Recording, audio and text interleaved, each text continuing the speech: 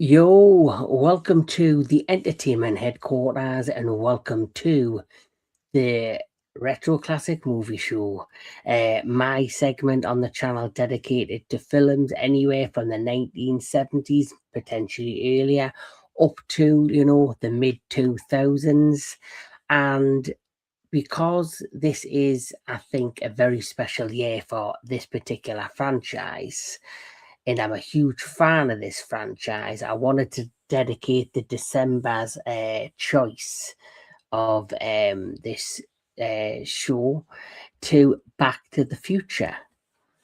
And who better to bring on other than my amazing host, DJ Anubis, but two other special guests, Mr. Thrashpondo Pons and, of course, Anthony Jordan of Anthony Jordan's Movies and Gaming. So we're here to talk all things Back to the Future. But before we get cracking with that, let's see who's in the chat today. We have Mr. Jake Hall. We also have Gary Carpenter in the chat. Gary, he's back. Yes, season's greetings to you as well, Gary. But yes, Back to the Future, something, I have enjoyed since I was a kid. It's something I can watch and always find enjoyment in it. So we'll start with Snarky and Jedi too. Oh, Snarky's there as well. Oh, Snark's hello. ass. What's going on, my lady? Good to see you. And hello, Jordan. Jedi. Jedi. I said Jordan. I meant Jedi. So, one of those J words. Yeah, Jedi Jordan. But to my good host DJ Anubis, can you remember the first time hearing or seeing the original Back to the Future? Yeah, I think I did actually see this one in the theaters. I mean, there was a lot of hype about it. It was sort of state of the art in terms of movies at the time. Even when I go back to watch it now, just some of the things they were able to do with it were pretty fun and amazing. But I remember really loving it. It was a lot of fun, and it's been a long time, obviously, but I do remember it. And of course, the soundtrack is amazing to this film as well. So, yeah, couldn't agree more. Thrash.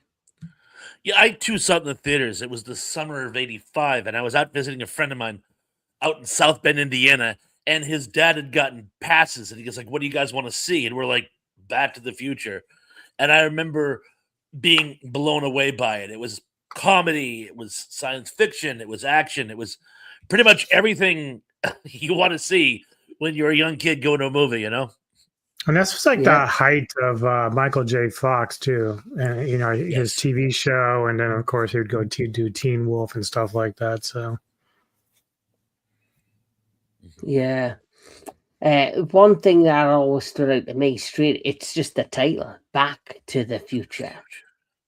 As soon as you hear that, it just instantly hits you, Back to the Future. It's such a catchy, strong title. As soon as you hear it, your ears instantly pick up and go, that really sounds interesting. So that's what always got me as soon as I heard about them. Anthony Jordan. Probably when I was about 10 years old. It was on WB11 Thursday evening movie. Had a really good time with it, but I was also mad at the ending because I instantly wanted to see the second one but didn't have a way to. Yeah, because think about it, they didn't know if this was going to be successful or not. They knew it was going to be unique and different. Yeah, they knew it was going to be unique and different, and the way this thing ended, it ended basically leading you into a sequel, which, let's face it, whether a film does good or bad, but they think it has potential to maybe become a franchise or at least spawn a sequel. There's a lot of films out there now that will have a post-credit scene, a mid-credit scene, or it'll end with a unique ending that kind of hints that there could be another one. And some films have done that and then didn't get a sequel because they just weren't that damn good.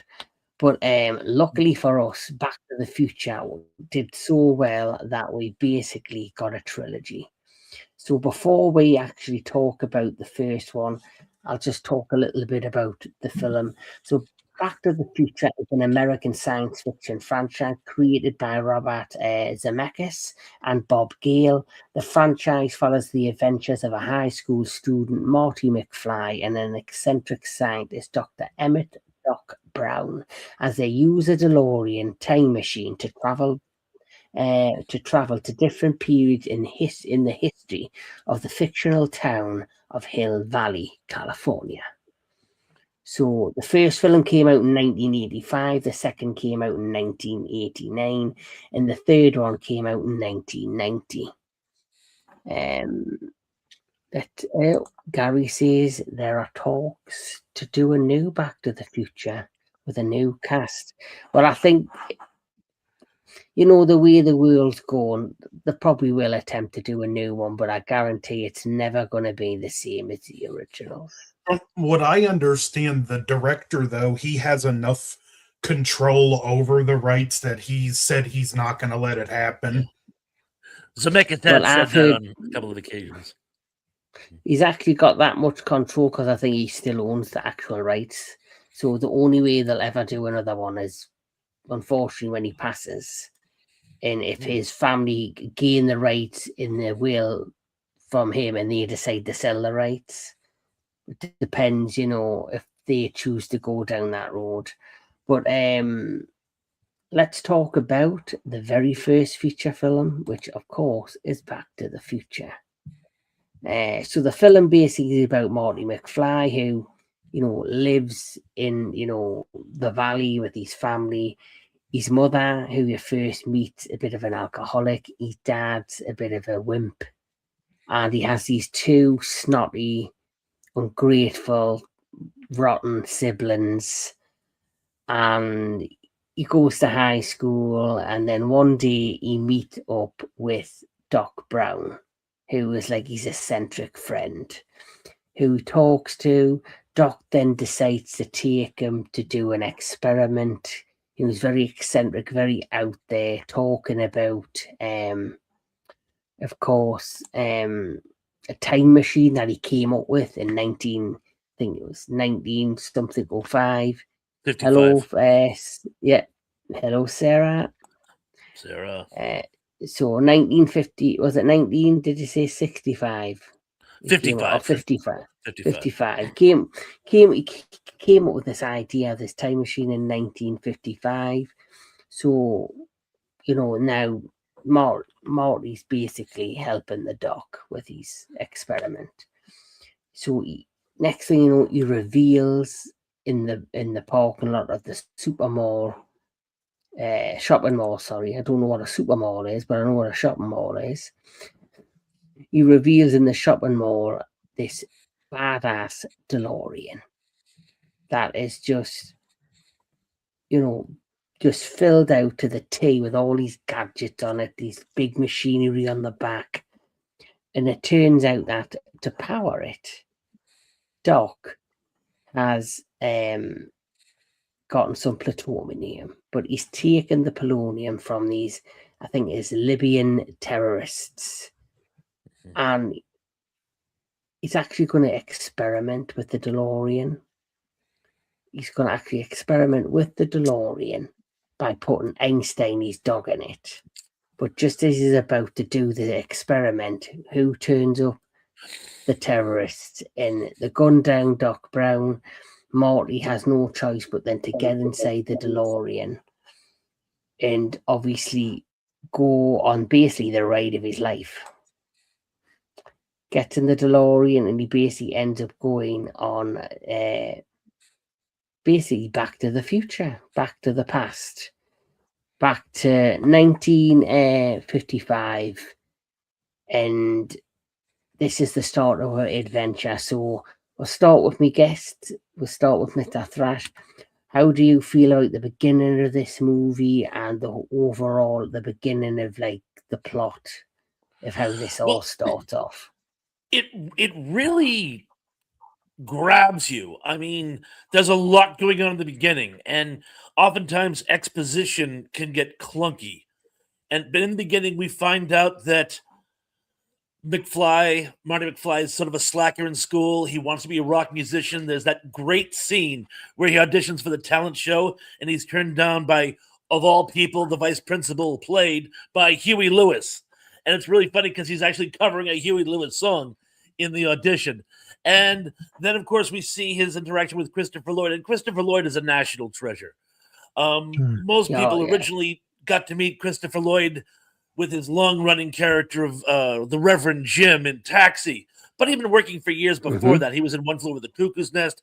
In sci-fi circles, he's probably second best known for playing the Klingon commander in Star Trek 3. He's possibly the best thing about Star Trek 3, or arguably one of the best things about it. But the interaction between the two of them is great. Also, it's so funny because this movie is basically a nostalgia piece. They go back to the 50s, but it's one of the quintessential 80s movies. You got the DeLorean. You have the references to, and I don't want to poke fun here, but at the time in the 80s, the Libyans were sort of the bad guys in the United States. Whenever you needed someone to play the bad guy, somehow they got stuck being it. So it really worked great. Also, the idea of the rogue atomic bomb creator, and that's supposedly what they're trying to get Doc to do for them.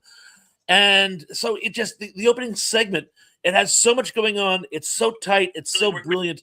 And you're really having fun with it, considering that's the 80s portions of the movie are really just bookends. Sort of like Wizard of Oz. Yeah, very true. And you mentioned Morty and Doc. And I'm glad you mentioned it because obviously, as we know, Michael J. Fox wasn't originally cast as Marty McFly. There was another actor that was actually cast. Yes, Mr. Jedi has brought this up. They actually filmed quite a number of scenes with him, and then suddenly it was decided that he just didn't fit the role, and they quickly then got Michael J. Fox to take over, and apparently, as soon as he hit the set, the whole of the film changed. Because of his performance. From what I understand, they shot enough scenes that they could technically, if they wanted, release a cut with Eric Schultz in it. Yeah. Huh. Yeah. Basically, but I think it was. I don't know if it was Stoltz himself or if it was Robert Zemeckis. Even though he had filmed, like you see, probably 2/3 of the movie was probably like, I just don't feel the performance or I don't feel the chemistry. I'm going to recast. Even though he probably got a big chunk of money from the studio, it would have probably cost them more to reshoot everything with Michael J. Fox, but that's the choice he chose. And as you can see, we then ended up getting 3 films out of it. I think a portion of it is, even though it was action and sci-fi, they wanted to be above all comedy. And Eric Stoltz, I guess he played it darker. Like it was more of like an intense, almost like not quite a thriller, but heading into that level, almost like Time After Time. Yeah. And they want to be more comedic. And Michael J. Fox was just so expressive with the whole, you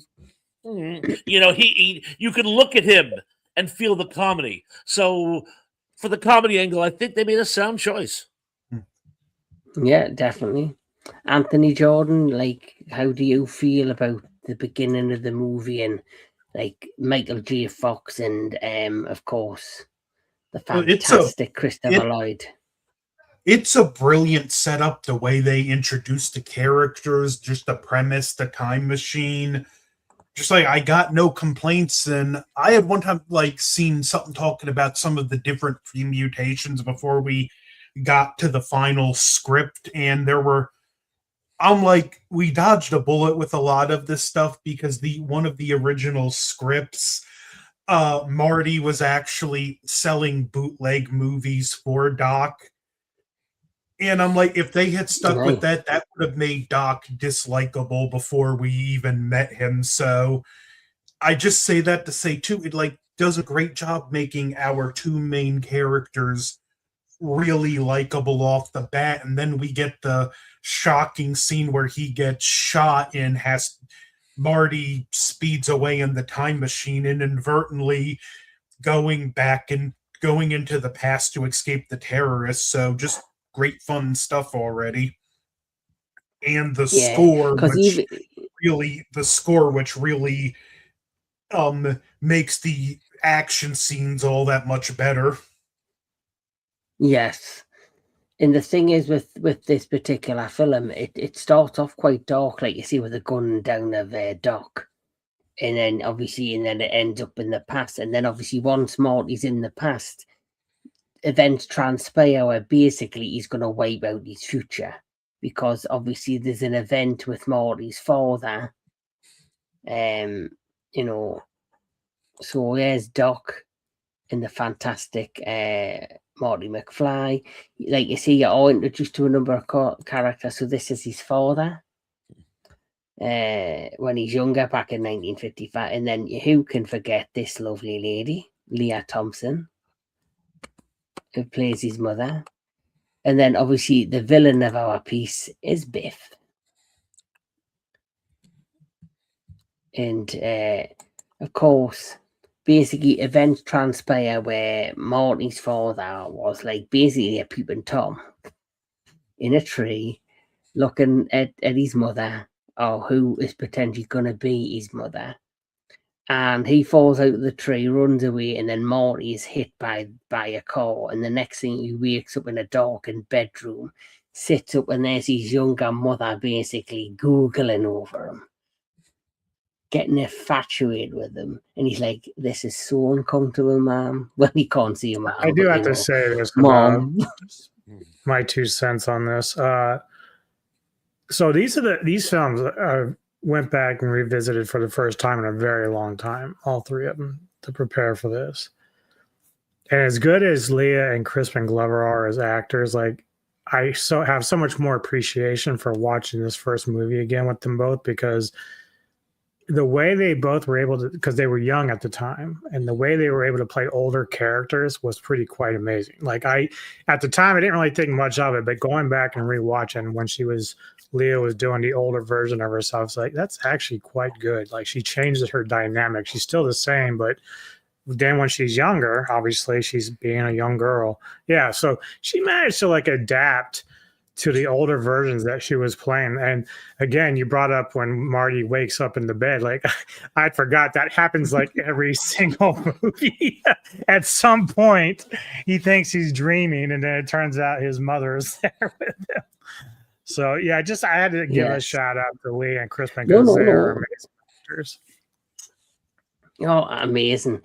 And I don't think he gets enough credit for that, for his acting either, for his performances. Like I remember him, what he was in the 2 what they're called, the remakes of Charlie's Angels, and I think he's brilliant in them. He was great. I think it is a brilliant. I thought he was fantastic. Mm-hmm. Mm-hmm. He's one of those actors where every time you see him, you're like, why didn't he go farther? Yeah. Yeah. Yeah. I was actually going to bring that up. And I know we'll get into it, but if you look into like the reasoning why he wasn't in the second one, I think some of that decision making on his part played into the reason why he didn't get more roles. Yeah. He got blackballed from Hollywood. Yeah, that really holds water. Well, we'll get to it when we talk to the ending of this film, but I do have some things I want to mention about his take on the ending. Okay. Yeah. But like I say, I think he's an actor, but I've heard he was difficult to work with in Hollywood. I have heard that. But anyway, as the plot progresses, we basically find out that because of he being run over by the car instead of his father, it's now altered the timeline. He potentially isn't going to be born anymore. So because he knows that Doc came up with the idea of creating a time machine in the year that he's arrived in 1955, he then goes to visit a younger Doc, even though he looks like he's never freaking aged. He looks exactly the same way. You would think if he's younger in 1955, he would look like it. They would, make him at least look a bit younger. But he meets him, Well, they explains didn't have the the kind of situation. CGI they do now, so Yeah, but they could have So- made him look older in 1984 to compensate for it. true. Or this sounds stupid. I wouldn't want them to do it, but because he's younger then, they could have changed his hair color and made him put on like the same kind of hair, like the out there hair, but made it black or brown, so it looks like his hair's went grey through time over the years. They could have even just put a wig on him, but at the same time, Doc Brown wouldn't be the iconic character that we know and love if they did that. So as the plot progresses, he basically meets the Doc, and they end up going through, trying to figure out how to get him and his mother together. At the same time, you have the younger Biff, who's a bully to his father, who's like basically very he's very nasty to people. He's just your all-time scumbag school bully. He does a lot of sexual harassment of the girls. He thinks he owns the town. And basically, it's then revealed that the only way they're going to be able to change things or to get him back to the future. And the plan is to get him back to the future before Doc was killed. And to also, before that happens, they also need to try and get his father and his mother together. And they discover that through a newspaper article that Marty brought back from the future, that there's information on there about a lightning strike at the town hall. And they're basically going to use that information to get Marty back to the future, and they also need to try and, get his pair back. And there's just a lot of good content here, just a lot of good comedy moments, amazing acting from all the cast. Anubis, how did you feel like for the rest of the movie, how the movie's plot goes? I think it's great. Obviously, the dynamic of where his mother has a crush on him, and she spends a good portion of the movie trying to chase him down. But then there is that kind of cool moment when they're in the car and she kisses him, and then she's like, "It's like kissing my brother." So I just turned into kind of a funny joke there. But there's so much to love about this. The guitar playing when he starts going crazy with the solo, and then all of a sudden everyone stops because he's playing something no one's ever heard of before. And he's like, you guys will see this eventually. I did not know this one.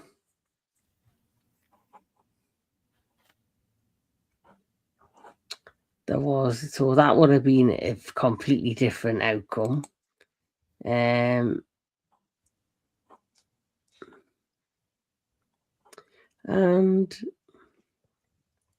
yeah, Thrash is back. Welcome back, Thrash. Well, I'm almost back. Let me give it one more try. And then you had, but then apparently somebody has, let's have a look here. I'm just reading the comments. Mm-hmm. So, yeah, we'll go.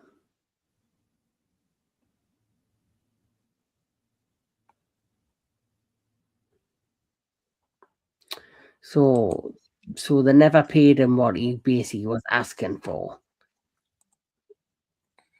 There he is. Also, I would, since we mentioned him, there was actually something deleted that wasn't written, but it was in the novelization that explained why Crispin Glover's character is so timid, and apparently his father had always discouraged him from chasing bigger and better things. I'll buy that. Right. See, all I know, because I haven't really looked into it in much detail, but I do know I heard that there was like issues, there was a bit of difficulty around the situation, and that's why he never returned. But at the same stream time versus as that is the have case, something to do with the contract, which I don't know. I don't know much about his situation, but that's what he's saying it is. So this is why he was blackballed. Huh. Sounds about right. That's the problem with Hollywood. It's a very, very, very tough town. Look what happened to Faye Dunaway after she played Joan Crawford. At the time, a lot of Joan Crawford's friends were still alive and controlling Hollywood, and it was years before she get another role because they were all trying to defend their friend. It's a real tough industry. There's a wonderful saying, "I wouldn't wish Hollywood on an enemy." And much as I would like to make it one day, I understand how horrible it could be. Well, I mean, look at Nicolas Cage. Cage got tired of a lot of the popular stuff. That's why he started doing a lot more independent stuff. He just doesn't. He washed his hands of that shit. Also, why I don't think why I think Glover was done wrong. I don't think he did himself any favors either. I think it was a mixed bag of both of them. I think it was a mix of his attitude and of the studio. Like if you're, if you look at a lot of films, there's a lot of huge studios where they get unknown actors or well-known actors at that time, and they get them in big franchises, and then the career's never the same again. You don't, you've got rare cases where stars go on to bigger, better things. Like you've got, of course, Harrison Ford after Star Wars has become a A-list superstar. I always thought it was going to be Mark Hamill. Now, for example, Mark Hamill, don't get me wrong, has had a successful career. He's had many roles.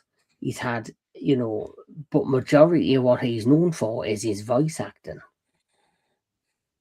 And it's ever since he returned to Star Wars, a few years ago, he's now kind of had, like, when it comes to physical acting, he's had kind of like a resurgence. Like he was in the Fall of the House of Usher television show for Netflix, which was great. He then was in that. Yeah, he was in that Stephen King adaptation that's just come out. I think it's The Walk or The Long Walk, something like that. Oh yeah. So sometimes it's just the way it goes. Sometimes you're not that you're not a bad actor. Just for some other reason, Hollywood chooses not to cast you. It's as simple as that. They just choose not to cast you. They just don't see what the rest of us as the viewers see, and they don't get cast anymore in big projects. Well, he's been in a lot of stuff, but I think part of it is just has a lot of smaller roles. So, like, he's been in a lot of shit. It's just he has. Oh, one thing though, someone earlier mentioned that he played Lex Luthor's father in Smallville. That was John Glover, not Crispin Glover. Thank you for playing. Not good correction. That was John Glover, yeah. John Glover, yes. But like overall thoughts on the first Back to the Future, and we'll start with DJ Anubis. Wonderful film. I love everything about it. Still a lot of fun. The ending is cool because, again, Doc is able to find a way in 1955 to actually get the car to go back to the future, which is the whole point of the movie. And then, of course, there's that little fun at the end where initially Doc doesn't want to know the future. But because Marty really cares about him as a friend and a mentor in a sense, that, he still tries to leave him a note, and you think he isn't going to have it because he tore it up, but in the end, Doc couldn't resist and saw what his future could be, except for he changed it. And so we all like that ending. It's a much happier ending. when Marty gets back. Mm-hmm. The ending of the film's fantastic. Are we giving ratings yet or later? We'll do them with when we do all three. Okay. So yeah. So Thrash, your overall thought of the first film? It was one of those films that I just thoroughly enjoyed it. Perfect blend of science fiction, comedy, drama. I mean, I gotta tell you, to this day, the scene where Doc is trying to question Marty to prove that he's from the future, and he goes, "Okay, future boy, who's president?" And the entire audience burst into laughing because in 1985, we all knew what was going to happen. He goes, "Ronald Reagan," and of course, in the 50s, Ronald Reagan was known as an actor. Who's that? The secretary, Jerry Lewis, and it was just the humor is so classic and so poignant, and it's just so well put together. I thoroughly enjoy this movie to this day, and its impact on the entertainment industry can't be understated. I mean, Rick and Morty uses it as a template. Pretty much every science fiction movie made since at least makes a reference to it. It really was a game changer. Yeah, like you cannot underestimate the legacy of Back to the Future. Like the trilogy, like I always say that the Lord of the Rings is probably one of my all-time favorite cinematic trilogies. But of course, this Back to the Future is like a childhood favorite of mine. It's something I thoroughly enjoyed, and I always can find some fun in it. Anthony, your overall thoughts? Sorry, but before I go, I'll say, since Thrash mentioned it too, the Ronald Reagan joke unintentionally became a setup for a nice subtle joke in the second film when they're at that diner. The diner, the 80s diner, where there's like a video of Ronald Reagan there. Oh, yes. I'm sorry. My favorite part about that scene, not to get ahead of ourselves, is it's one of those 80s retro nostalgia restaurants, not realizing the 80s were going to become a huge part of nostalgia 30, 40 years later. They're way ahead of the game. The year this film was taking place was right around the time the 80s nostalgia boom took off, which makes it even funnier. If I'm correct, Thrash, in that, because they were using like the Max Headroom thing going on with Ronald Reagan, but that was also Gaddafi in that video, if I recall. Yes, it was. It was. Going back to the Iran-Libya thing. Yeah, that's 100% true. So, Anthony, your overall thoughts on the first Back to the Future? Just a very fun movie with a good little message too, because I teased talking about this, but Crispin Glover's big issue was that the message was wealth equals happiness, and that's why the McFlys are happy now. And that's never the message I got from it. I got from it the fact that if you want to be happy, you have to get out and go after the things you want. And the McFlys having money is just the payoff of George going after the things that he wants. And I thought that was a great little message. You ain't going to be happy unless you get up and go after the things you want. Well, it's gravy. Yeah, that's the thing too, though, because like at the end, or at least part of the movie, when Marty comes back home and you see the other son and the other daughter, and then of course the mother and father, we know how his dad and mom got together through the punch to Biff. But then what happens is, even later in life, George is still succumbing to his fear of Biff. And so I think that's more of the driving force of the tension between Leah's character and Crispin Glover's, because it's not so much that they're unhappy, it's just that you can see that George has just kind of come into himself again as a big nerd again. Like after he beats Biff up to get, her out of the car and stuff, that's how they got together. But now we're like looking at it like now Biff's back in control. And it's kind of like I don't think it had anything to do with money. I just think it had to do with the dynamic between how George didn't overcome his initial win against. Stand up for yourself. Yeah. And I think that's really just the only thing that was the problem, not money. It was just that. Spoiler alert. Yeah. Biff shoots him. So Biff's not playing fair. It goes back to them having money as the payoff of George actually finally standing up to the bully, going after the things he wants rather than just being timid and afraid of everything. Yeah. Well, it's like anything. It's like overcoming your fears and taking the risks. So obviously he was so nervous that he couldn't approach. And then when he seen her being harassed by Biff, he got overwhelmed with anger because of how she was being treated by Biff. It gave him like this unwhelming confidence. And she seen like a spark in him.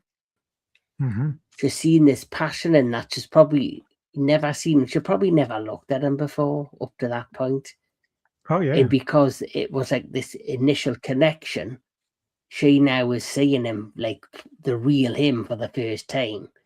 And because she's now looking at him, seeing him for him, it's now continuing to give him that confidence. And then obviously he's then went out and made a life for himself because of them getting together. And basically it's like anything in life. If you want to achieve something in your life, you've got to work hard for it. If you want to live a certain lifestyle, you have to work for it. It's not just going to land on your lap. So I understood those elements, and like you say, when he gets back to the future and it's slightly been altered, and you see the differences of the life that Marty's family had before to now, it's basically, it's just showing you the consequences if you work hard, or if you don't, or if you want to stay in a rut and stay in the same place, or do you want to make something of yourself? Look what you can achieve. So it's quite a positive message. Most def. And as you know, we then got the sequel, which the sequel for me, you know, I think we can all agree the first one's still the best. But for me, the second one is just as much fun. And there's one particular scene I always go back to that I always chuckle at, and I can watch it time and time again, and it's this one. What was it? Jaws 19? Jaws 19. I don't know why, but I always laugh when I see that. Because just like, you know, the Jaws films came out in the 1970s. And next thing you know, by the time you had Jaws this one was made, what year did this come out? 89. So yeah, 89. by the time this came out, there'd already been 4 Jaws films. So that was clearly a poke at that whole trilogy of franchise. In this movie, if there's 19 Jaws films in the future, then how many Godzilla movies would there have been? Probably not as many. But this film basically takes right off after the end of the first one, where basically Doc comes and he says, I need to take us to the future to save your children, or your life is going to be terrible.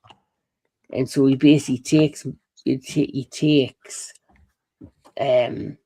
Marty and his girlfriend to the future. But can we also talk about, you know, there was a recasting there as well? I love Elizabeth Shue, but I actually prefer the other girl, personally. A lot of people do. But I guess her mom was dying of cancer at the time, so she couldn't. Oh, is that what it was? I was always curious why she never returned. Yeah, well, there was this horrible rumor at the time that she had some drug addiction, and she was like fighting dependence. But no, her mother had her cancer had gone full blown, and she was coping with that as much as she could, and because she was trying to keep her mother's disease out of her life. She didn't fight the rumors as good as she could have, but that was the real reason. It's really, really tragic. It's a shame. We're so hardwired to believe the worst things possible about Hollywood celebrities that we just sinker. In reality, sometimes there's much darker, sadder backstories. Yeah. Yeah. Well, at least she took a priority over her mom. That's good. Well, she proved what was important. So Yeah. and that's Yeah. family. So she put her family before her career. So you've got nothing but respect for her there on that one. So basically, the plot of this one is that Morty's son is going to be arrested, and it's going to throw the family into turmoil because Biff's grandson is also is involved. Griff. So Griff is going to make Morty's son get involved in a gang, which is going to turn out to get them into a lot of trouble, and Morty's son will be arrested. Morty will then lose his job, and basically it's going to send the family down a dark path. So Doc brings Morty to the future to try and, stop that from happening. But what ends up happening is Morty ends up getting into a fight with Griff. And because don't forget, they go back to the future, and this is set in 2015. I'm still waiting for the hoverboards. Yeah. For years, people believed they actually were such a thing. They were just waiting for new regulations to come through so they could go in the market. No, they don't work. They don't work. But I remember when I was in college, I remember kids be like, "Yeah, I can't wait for those new reverse gravity hoverboards." What? But yeah, people really believe those were a thing. Yeah, I remember even in the 90s, people in school thinking they were, it's just going to be a few more years and they're going to hit the stores. Yeah. Can we talk about, for all the cool stuff they show in the future, can we talk about like the dystopian implications of this future? I mean, within 12 hours of you getting arrested, you're tried and convicted. Like, that's terrifying when you think about it. Well, if you think about it, the big thing was, and this is sort of the natural extension of what was going on in the States at the time, but the urban crime was getting out of hand, gang violence, that type of thing. I mean, the scene where Marty accidentally goes into the bad neighborhood, and there's all these like street gangs roving. One of them has like an armored car, and it's like, it seems far-fetched, but I do remember back in the late 80s, particularly in really nasty cities, not to be mean, like Detroit, I mean, things were just really, really getting out of hand. And the idea of them having their own armored personnel carriers, it seems laughable now, but it's like people wouldn't have been surprised back then. There was a drug dealer that were buying a sub, like the scene where they go to the casino and they see Biff, and he's basically monopolized the world. So we're getting ahead there. So basically, they try to save Morty's son.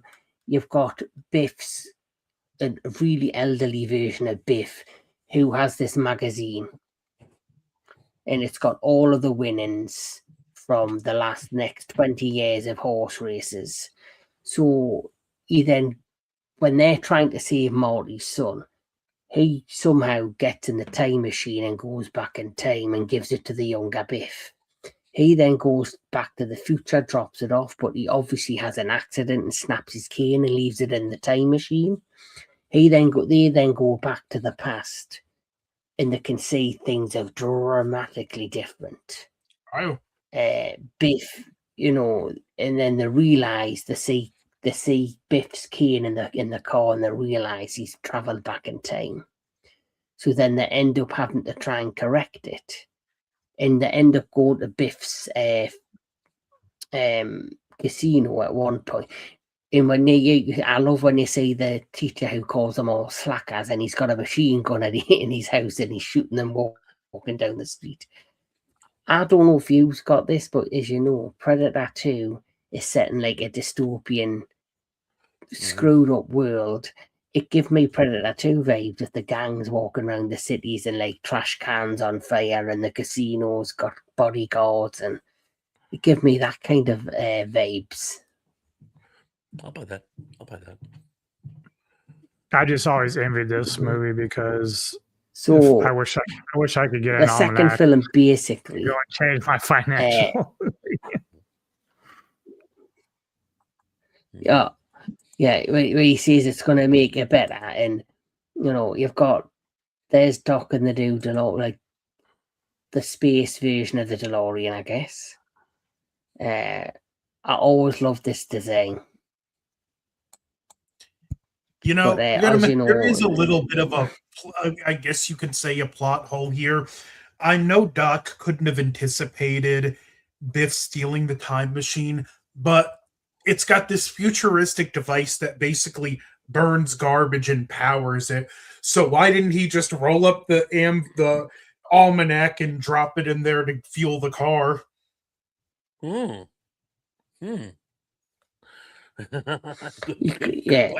could have done.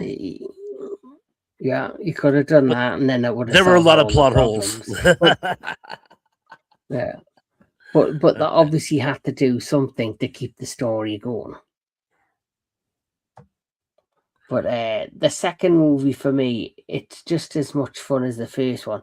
But it does feel like there's something missing, and for me, that thing that's missing is, as you know, you have this element of the plot in the first one with the mother and the father, and how the father gains his confidence through attacking Biff, and that created like such a humble moment. I feel with the second one, it misses the whole when it comes to adding kind of an element to the film with that. Like when they go back to the future, and Doc's basically they think he's dead and he's disappeared, and then it's revealed he gets a letter from the 1885 or something, and they have to go back. The way the second one, it feels as like the first one was meant to be a one and done with the hints of a sequel, and I feel as like there's elements of the next two that it doesn't hit you the way the first one did, because there's something missing that made the first one so special. That makes sense. Well, may I? I think yes. As we talked about before, the first one stayed really, really, really tight. The second one was all over the place. I have to tip my hand at this point to tell you, I don't particularly like the second one. I don't hate it, but it's not one of my faves. And a couple of things. One, first of all, yes, when Marty goes back to the past and there's that opening segment where he's just sort of like, oh, wow, what's going on? Oh, wow, what's going on? Oh, wow, what's going on? You understand it. He goes through half the movie doing the exact same thing. Like he hasn't caught on to the fact that there's time travel and things are going to be different when he time travels. And they were trying so hard to, typical Hollywood, if 5 is good, 10 is better. If a 10-minute scene of Marty acting like a fish out of water is good, a 40-minute scene will be even better. But it threw the whole pacing off. There's one scene where Marty is in the casino and he's just doing this, oh, wow, what's going on? Oh, wow, what's going on? It's like, yeah, we get it. Can we advance the plot? And Biff says, come over here and sit down. And he screams, sit! And I remember thinking, oh, my God, he read the audience's mind. Morty, could you just sit down so we can advance the plot? It just threw the whole movie up. There's a scene where they go back to his parents' house. Oh, and I understand Crispin Glover couldn't do it, so Marty had to, and I appreciate that God knows they tried. But the thing that bothered me most about that whole segment, which just should have been omitted, it does two things. One, it shows that Marty hasn't learned anything. He's still taking unnecessary chances, and it costs him his job, which sets up another plot complication. So now you have two parallel plot complications going for no reason whatsoever. Yeah. And two, more importantly, Elizabeth Shue can't see her older self. We get it. All she has to do is get out of the house. Now, I understand doorknobs are different in the future. Haha, very funny. She can climb through a window. She can do any number of things. But all she has to do is get out of the house, and everything she does keeps her from getting out until finally Of course, as she's going out, Mom's coming in. How convenient. And they're like, ooh, ghost. And I'm like, are you kidding? Really? And then they just get rid of her the rest of the movie. We'll dump her on the porch and we'll just kind of catch back up with her when everything's back to normal. It's just so erratic. It's almost like they wanted to make a slapstick comedy more than a Back to the Future movie. And I understand a lot of people love it. It just, to me, it's like, I wish we had a nice, tight story like the first one. That's exactly how I feel. You mentioned how they don't seem to lose or don't learn anything, especially Marty. One of my frustrating things is like he continued to sabotage himself whenever someone called him chicken. It would piss me off. I'm like, dude, just walk away. You know it's gonna fuck. I mean, obviously at the very end of the third one, he finally gets it, but it's like, dude, it doesn't take you that long. Come on. It did take way too long for him to figure that out. Yeah. Yeah, exactly what you said, Thrash. Everything I agree with. Like, this is probably why I'm very much like you. I don't like the second one as much as the first one. What's a businessman in his 40s gonna care if another employee calls him chicken? Right. It's like, I just work with you. I don't have to live with you. In the very cutthroat 80s world of yuppie finance, all I would think of is, oh my God, it's a trap.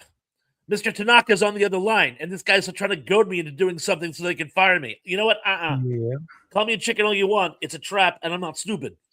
But guess what? He was stupid. Yeah. Yeah. It basically makes him look weak, like he doesn't learn. He doesn't learn from his mistakes. And if you're still in your 40s making them kind of mistakes, it's, no wonder you get yourself into so much trouble.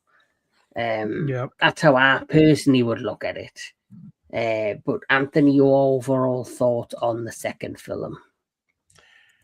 I really like it. I still have a ton of fun with this one. It does have its issues, but I also do feel, since we're talking about negatives, the way the first one ended felt more organic, where the way this one ended with Doc in the DeLorean it getting struck by lightning, then the Western Union just coming out of nowhere and giving him the telegram. I feel like it felt more forced, and it just didn't feel like a natural ending, just more like, instead of doing 2 films to complete the story, we're going to milk this and do a third one. So we're going to put this in the most inorganic way possible. But I still do really like this one.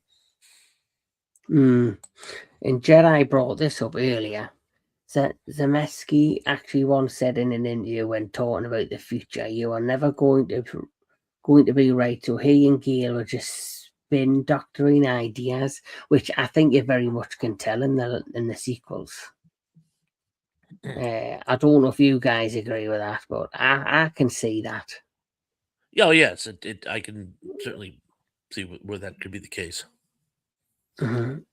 Anubis, how do you feel all about the second one? I still enjoy it. I'm kind of like Anthony. It's not horrible, but it is vastly inferior to the first one. And as you guys have pointed out, the plot, as much as it tries, it just kind of goes all over the place. So it's very erratic and chaotic. But I mean, it's still kind of fun. I mean, I do like some of the plot points in there, and some of they do a good job with the scene of when they go to the future, like how it's going to look. It's all spacey looking and stuff like that. So I enjoyed it. They kind of still did that at that time. So it's still okay. It's still okay. Thrash? What do you feel I'm frozen, but still here. Yes, yes, you are. Oh, final thoughts? So, yes. I would say, again, I don't hate the movie. I think it probably, it's almost like it had some good ideas, but then kept adding on. I don't know if the studio got involved more with the second one. So like, oh no, you got to do this, and you have to add that, and you have to add this, and you have to add that. And to me, it's like the old expression, "Too many cooks." I mean, did I enjoy it? Yes, but Yeah. I think I would have almost liked it better if it wasn't part of the Back to the Future trilogy. If it was like a ripoff that Roger Corman had made, I'd be like, oh, that was a cute spoof, but it didn't really work as a part of the trilogy. I'm going to ask you just the a quick question The before. whole sports almanac just didn't need to be a part of it. Yeah, that's true. Before we move on to the third one, I'm going to ask you a quick question. So Gary's put this, KL, I wonder how it would be like to time travel. So I'm going to ask you a quick question while we're talking about time. If you could time travel in any period, where would you like to visit? We'll start with Anubis. That's a tough question. Well, I mean, how cool would it be to see dinosaurs? But I'm not really looking forward to get eaten either, because I have no idea what to expect when I get there. So, am I going to have like a platoon of army guys with me or what? But like, a lot of times it'd be cool to kind of see some of these times past or even future and see what it might look like. But then knowing us, you go forward in time and all of a sudden the Earth doesn't exist anymore. You get just blown up out of space. So I don't know. It's a real tough thing to say, because it's easy in your head to say, man, it'd be kind of cool. Again, going back to the almanac about how knowing the future and how events roll out, you could say, oh, I'm going to make a bet on this game so I know what the result is. But you don't never know what you're going to run into when you go back. Because again, almost like Marvel with the multiverse, different timelines changes things. And so that's one thing that Doc kept saying, was how you can't do this because it's going to change your future. And they constantly got caught up in some of that, where Biff gets a hold of the DeLorean, he goes and changes time. So it's a tricky thing, man. Like, it's fun to think about, but at the same time, you have to think about the consequences about things like that. Well, I reckon even if you went back in time and stood on a cockroach or something, it affects the future, because you've killed something that maybe shouldn't have died at the time. Sound of thunder. Thrash, yes. So Thrash, where would you want to go back in time or in the future? Much as I'm a World War II buff like Gary here, I would have to say Rome. I've always been fascinated with the Roman Empire. I would love to go back, and probably the Emperor Claudius preferred, or Julius Caesar maybe, but I would love to go back to see the time of Rome. Anthony. Tough one, being like a history buff. There's so many things, but if I could, I would.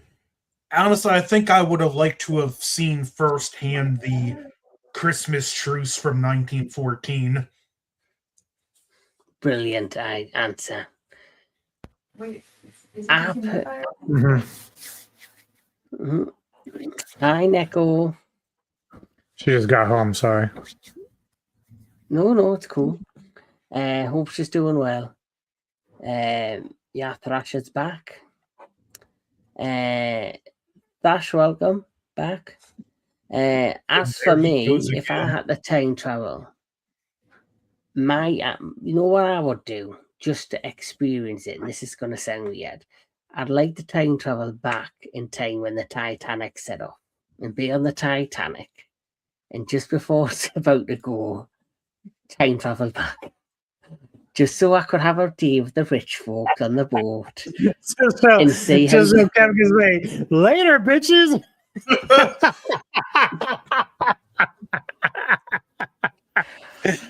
Oh my God. That would be so funny. Well, a guy's gonna try. You could also bring the writer of Night Swim with you from before he made the movie and just leave him on the ship.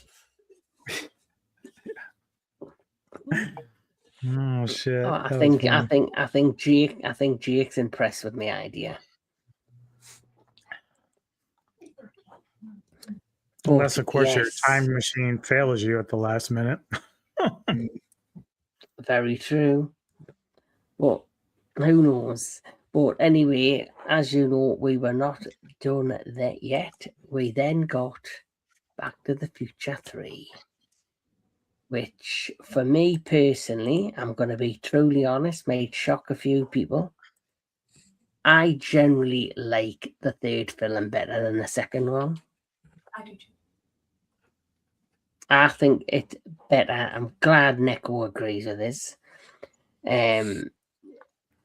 I think the third film's got similarities to the first one. It's got like a wholesome plot to it. Where the second one, like you see, I enjoy it for what it is, but it kind of goes all over the place. And this one's got a stronger plot, and I like how they put the attention on Doc. So, as you know, the first two focuses on Marty McFly and his families. One in the past, how that's going to affect his future. The one in the future, how his future is going to be destroyed. Where this one's all about the Doc, rescuing the Doc, trying to bring him back to the future. But at the same time, he's fell in love with this beautiful woman who apparently dies on the end of a bridge where a carriage goes over the cliff. And he's trying to fight the urge and his feelings to stay in the past to be with her. And then at the same time, you've got Marty McFly, who's trying to stay alive or keep the Doc alive from Biff's ancestors. And you've got that scene when he walks into the bar looking like, well, I tell you who he doesn't look like. He doesn't look like no Clint Eastwood. So, Thrash, we'll start with you. How do you feel about the plot of the third film? Well, I couldn't agree with you more. I like the fact that this one focuses on Doc, and it's sort of a reversal. Instead of Doc needing to help Marty, Marty is helping Doc. Marty's trying to help the Doc, fall in love, basically. So in the first one, he's trying to make his parents fall in love so he will be born. Now he's trying to make Doc fall in love just to be a nice guy and also to keep him alive. You still see Marty as the main character. Marty's the one who gets in all the wacky adventures. He's the one who kicks the spittoon over onto Tannen. He's the one who gets in the shootouts. He's the one who fights the guy off with a pie plate. But it's the Doc's romance. And I do like that. Also, one of the things I loved it, and I never thought of it until someone pointed it out recently. Doc basically was the forerunner to the whole steampunk subgenre, with him creating steam-powered science fiction elements, and I love that. The only thing I didn't like about this is there are some like red herrings that really just. We can't. Your mics went off. You guys can't hear me? We can now, but we couldn't before. Oh, sorry. You might have been too animated. I get that a lot. Here, I'll be more stoic. There we go. So you guys probably already noticed this too. Now, Leah Thompson is Marty's mother. How come she also looks like his paternal great-great-grandmother? That makes no sense unless his parents were distant cousins. Yeah. It's just something, and it's something whenever I try to watch the movie, it threw me off. Now, I understand they wanted Leah Thompson to be in the movie, and they didn't want to pair her with Doc, although I think that could have worked. Not Leah Thompson, but a Leah Thompson character. If they had her play the teacher. They could have maybe give her a smaller role and made her just like the barmaid or something in the saloon. You know, the guy who makes the concoction. That actually what Thrash said, though. Like, what if it could have been where that ineffectively him and Doc are related because of that? Very true, but like I bet they at least considered it. Like, yeah, but it's like what you said. Like somebody said that they kept pushing around different ideas of like Zemeckis and the other writer were just putting ideas together to get the films created or put a plot together.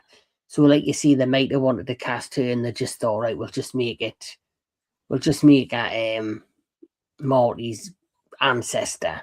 Where I think the idea of having her be like a tough talking saloon, female saloon owner who created the concoction that woke Doc up in the barrel. I think that would have worked. I thought that one would have been stronger, and then they could have had the actress that played, Elizabeth Shue. They could have had her play his wife in the past as well. And I do like Mary Steenburgen as an actress, but she just seemed miscast in this. You know what I'm saying? Or not miscast, just not right. She was great as a school marm. It just didn't work as a romance with Christopher Lloyd. That's just me. That's what I like about it as well. I'll just like the Western setting, how it feels very different to the first and the second film. It's like, totally like, it feels like a different experience to the first two. Anthony, your thoughts on the third film? Like, I have mixed feelings about this one, and I do tend to go back and forth on, do I like this one or do I like the second one better? I appreciate the more tightly woven story, but I also feel this movie's a little too long for its own good, and it could have been trimmed down. Biff's ancestor, I find like the least interesting member of the family we're given in these films, and why I like the story they gave to Doc in this film, and I like that he's the main focus for once. I'm not like 100% involved on the chemistry, but I'm bored on between the chemistry of him and his love interest, but it's still a good movie overall. See, I like how they came up with. I like the shootout between Morty and Biff's ancestors. Then I also like how they came up with the idea of getting this train, modernizing the train, and then using it to power the DeLorean. And I like the last few minutes of the film where you've got the train going down the tracks, how you've got her chasing after the train. There's the DeLorean from the third film. I like how you've got like her chasing after the train, which kind of stops the plot in a bit, like stops them from, making the way back to the future. So I just think, and I like how the plot reminds me of the plot of the first one. Like there's like a wholesomeness to it. Doc's basically, he's been this eccentric man, this man scientist who's had a dream of building a time machine, who's, doing things what he thinks is going to, benefit the future or benefit the world. And he's been sent in the past. And it's funny how all of his ideas is about benefiting him and the people of the future, but he actually finds himself way, way back in the past. He finds his family in the past. He finds, I guess, true happiness way back in the past. And it's there's a certain synchronicity there. Yes, that's what I like about it. I like the fact that he's been to the future. He's been back to when he was a younger man in the 1955, but he's had to go way, way back to 1985, and that's where he truly found his happiness and his peace. And that's what I took from this. He had to travel. He's a man who had these brilliant ideas, a smart scientist who, found what he was truly looking for way back in the past. Another thing I like is how the clock tower has always been not just essential to the plot, but a substantial backdrop, and in the third one, we get to see it being built. Yeah, yeah.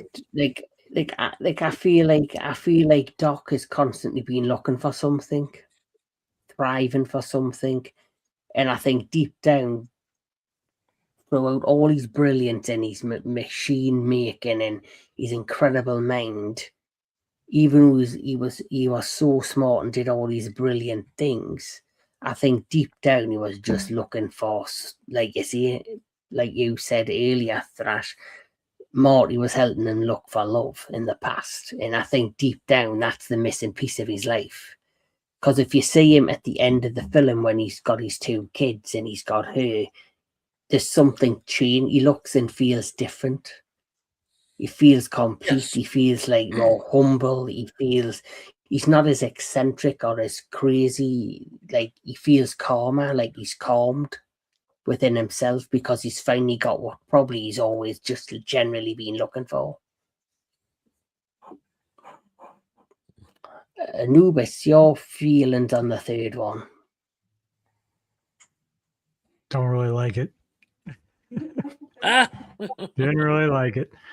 For the most part, outside of Marty and Doc, of course, and of course, I like Mary Steenburgen as Claire. I like her from Step Brothers, so she's an amazing actress. But outside of those 3, I could care less about any other character in this movie. Like, I just don't care about them at all.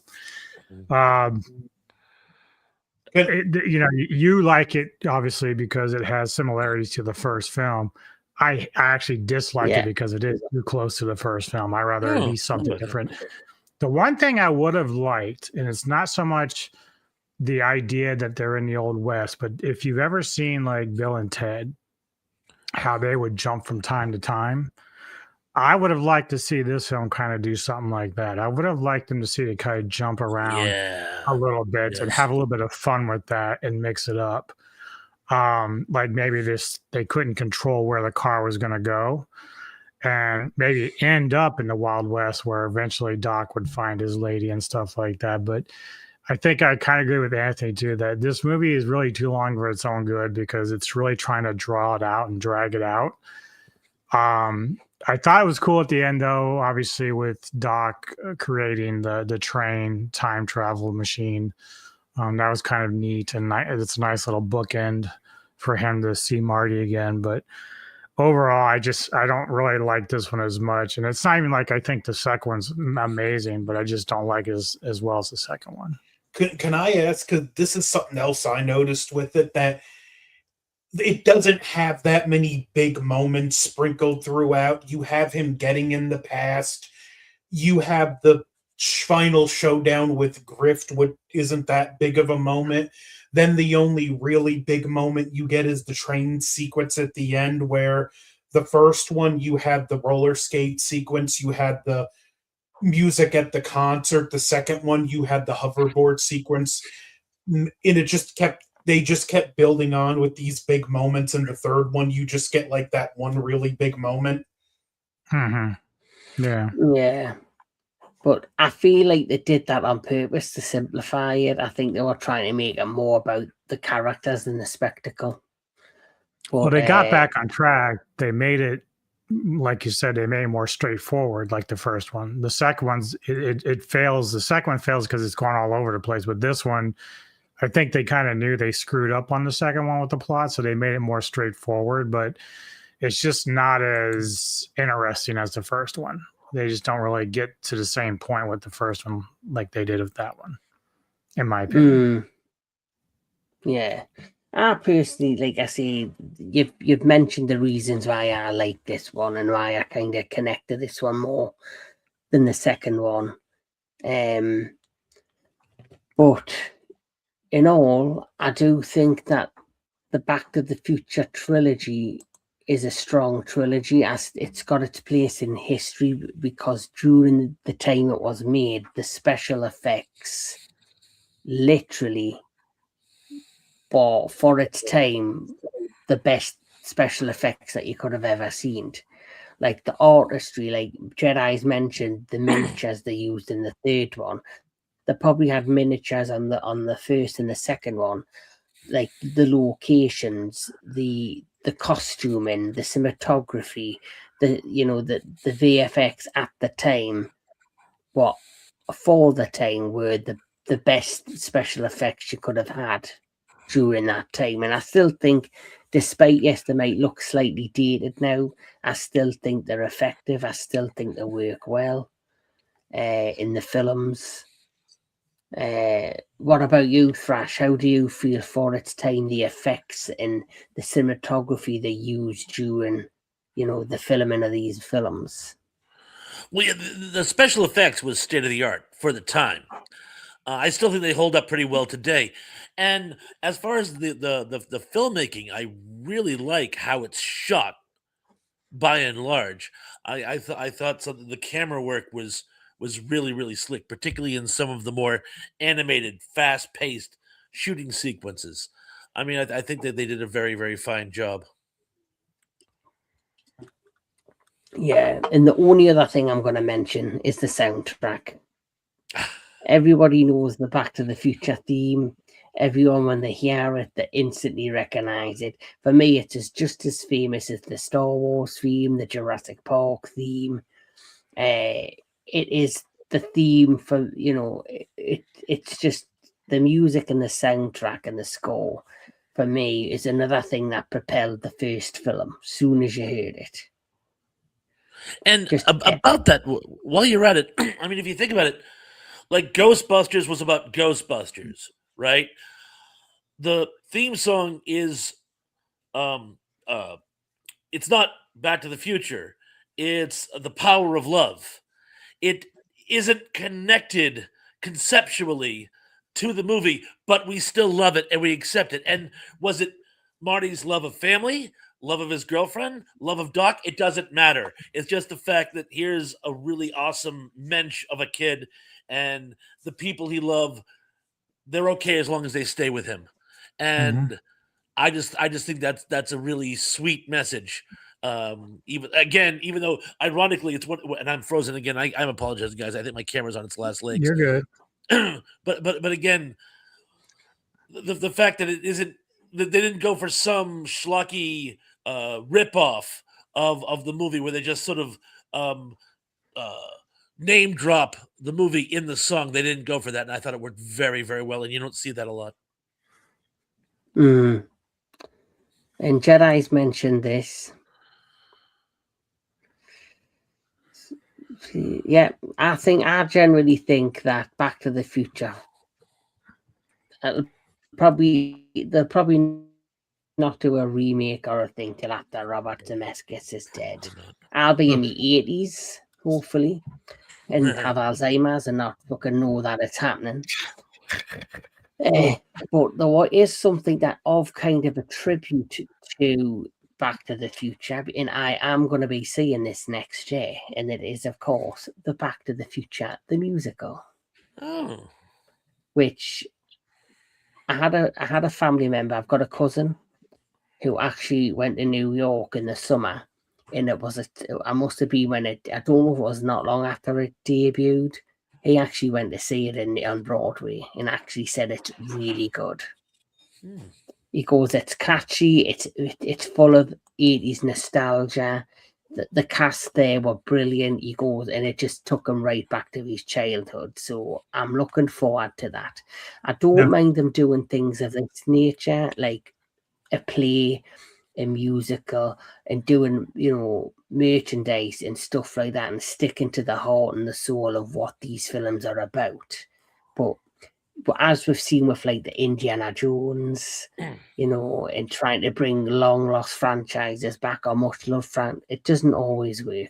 And I generally don't think, depending on the team, that Back to the Future will work again. I would say, since Walter brought that up, there is technically a Back to the Future Part 4, but it's a video game. Telltale Games did a Back to the Future game. It's delisted, so it's kind of hard to get if you don't have access to. I do, and I need to play it. In the basic plot is 6 months after the events of the third film, the DeLorean shows up for some reason, and Marty doesn't just need to get help from Doc in the past again, but he encounters a teenage Doc, and Michael J. Fox does have a small cameo in the game voicing a side character. So if you're interested in what a Back to the Future 4 could have hypothetically been like, just look up some footage of this game. Like video games doing like spin-offs in computer games and things of that nature, for me, is fine. But I don't want them to continue it in film form. That's just my opinion. But final thoughts, gentlemen, and ratings, and like the pecking order you will put them in. We'll start with Thrash. Well, I think it's safe to say you guys already know that I'm going to say number one is number one, and I would give that one definitely an A. As far as number two goes, in my opinion, that's probably, in my opinion, the weakest of the three. I would give that one a C plus because it did have some entertainment. It wasn't a bad film, just it paled in comparison. And the third one, what the heck? I'm going to give the third one a B minus. Mm-hmm. Nice. Anthony Jordan. Well, first one, again, first one I would probably give a 9.5. Best one, I did like the movie as a kid, but I clearly don't have the same nostalgia you guys do for them. The second one, I would give somewhere maybe a 8.5, and the third one 7.5. Like I said, I go back and forth between the first and the second, but the length of the third one just keeps getting to me, and I feel like had you made it even 10 minutes shorter, you would have had a tighter, better movie for it. I can see that. Yeah. So finally, Mr. DJ Anubis. So basically, they're going to be in order. So at number three, obviously the third film. That's more of like a 5 out of 10 for me. The second film is a bit of a 7 out of 10, and then the first one's a 10 out of 10 for me. Right, for me, at number three, it's Back to the Future Part 2. I'm going to give that a 6 out of 10. Number 2 is Back to the Future Part 3, and I'm going to give that an 8 out of 10. And of course, Back to the Future, the first one, it's getting 10 out of 10. And it's still a childhood favourite of mine. I still love it to this day. I have it on Blu-ray. I watch it, and I always find it enjoyment in all three of them, despite 2 not being my favourite. It's still a classic. There's some worse sequels out there, let's be honest. There's some sequels that should never have been made. Well, at least with Back to the Future, each one has its place, and each one is good. I'll buy that. Rec 3. Yes. Oh God, Rec 3. So to my good friends, yeah, we're not going to talk Rec 3, please, no more. Won't torture me, Anubis. Please do not. Do you want to talk me. about Pumpkinhead 4, Blood Feud? Do we want to talk about that? I think Anubis wants a permanent ban on the entertainment headquarters. Oh shit! But in all seriousness, Mr. DJ Anubis, tell us what is coming to the Metal Tavern Radio. Tonight, Mr. Tony and I are going to be doing Ghouls of Midnight. My pick for this week is 1988's The Spider's Labyrinth. And then his is going to be, don't remember the year, I think it's 2022, called It Came from the Barn.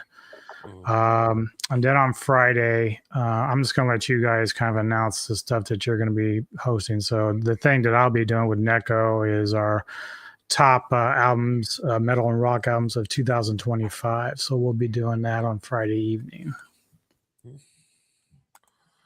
Wow. This guy is Right. interesting. Yes.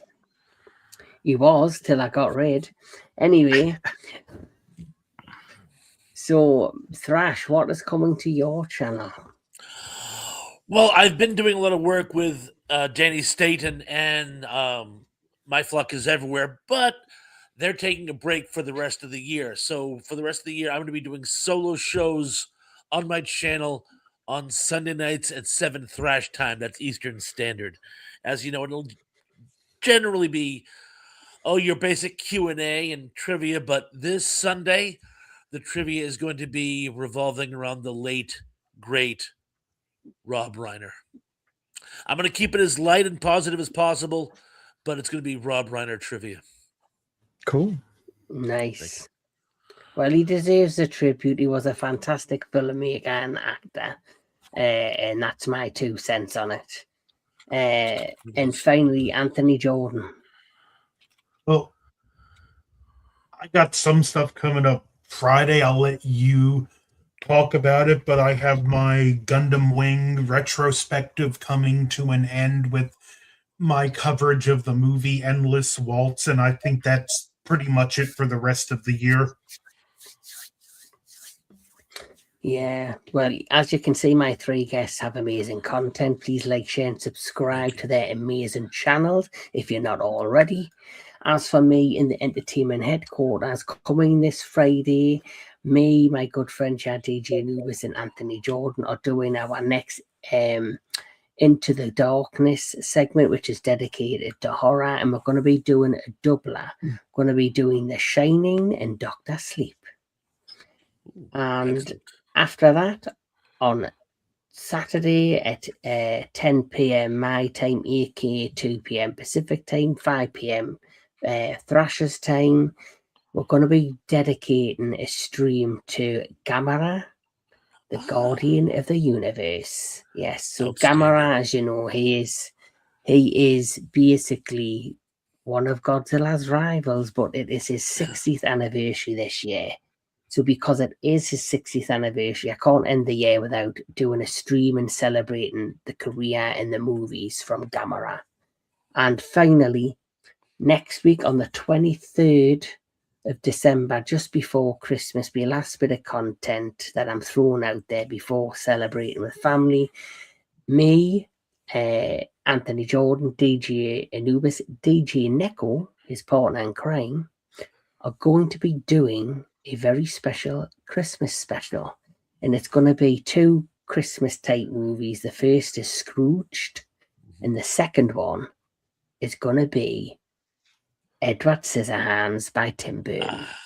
Excellent. So two very different films, but there's some things I want to do, and that'll be me wrapped up till after the holiday season. So for them that tune in, or those that don't tune in after this, happy holidays, have a great Christmas, spend time with the ones you love, and remember what it's all about. So to my guests, Mr. DJ Anubis, Thrash, and Anthony, thanks for joining me today. For everybody that's coming and watch the stream today, thank you very much. I much do appreciate it. And like I say, please like, share, and subscribe to Mr. DJ Anubis, Thrashpondo Pons, Anthony Jordan Movie and Gaming. And if you want, give the entertainment headquarters a like, share, and subscribe. Of course. Merry Christmas, Gary. Fine. Merry Christmas. Peace. Yes. Merry Christmas, Gary. But to end this, I'll say what I always say. Keep on enjoying your movies. Keep on enjoying all things entertainment. And we'll catch us all at the next one. Take care, everyone.